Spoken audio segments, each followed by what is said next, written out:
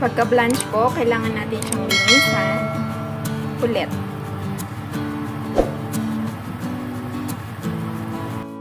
Nagpakulo na rin po ako ng tubig. So, ayan, pwede na siya.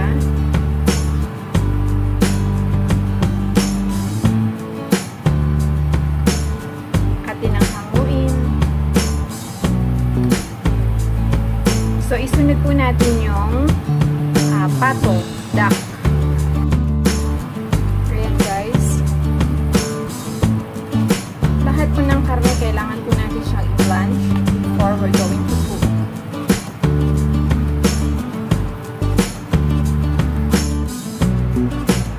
Ayan, kailangan natin siyang i-boil for 2 to 3 minutes. Guys, after 2 minutes, atin ang hanguin.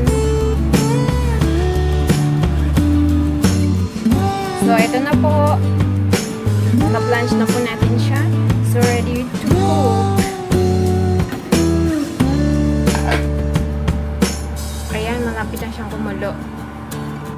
Ayan, kumukulo na po. So, unahin natin yung dry lemon. Yung balat pala. Mali. Ayan. While it's boiling, kailangan na natin ilagay din yung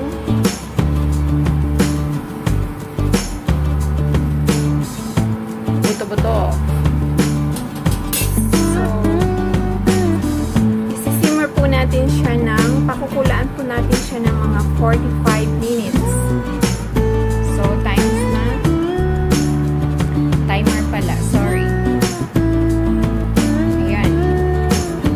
Balikan ko po kayo. Habang inaantay po natin siya, kailangan po muna nating i-fry o stir-fry yung ating duck.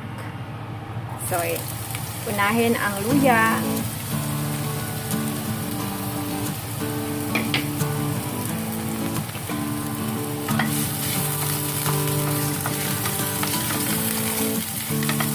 Ayan, stir-fry natin yung luya.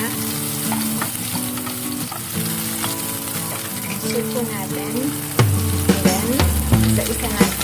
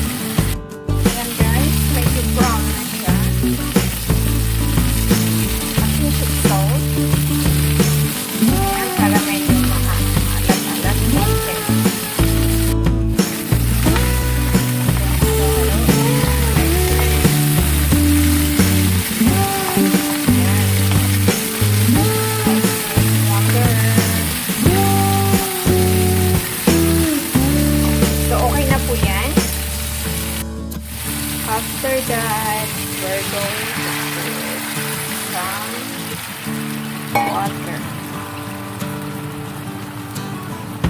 Boil po natin siya ng mga 10 minutes bago po natin ilagay sa soup later. Dito po. Ayan. Ayan guys, tapos na ang ating 45 minutes. Kaya ito na, ilagay na natin yung duck.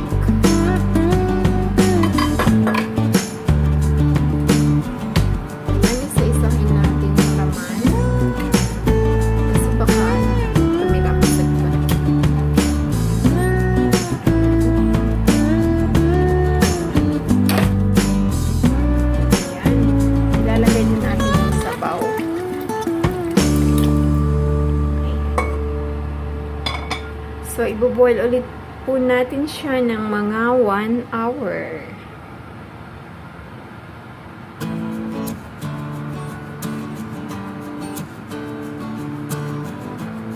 So, after 1 hour, saka po natin ilagay yung medicine. See you later! Hello guys, pasensya na kayo, hindi ko na ipakita yung gamot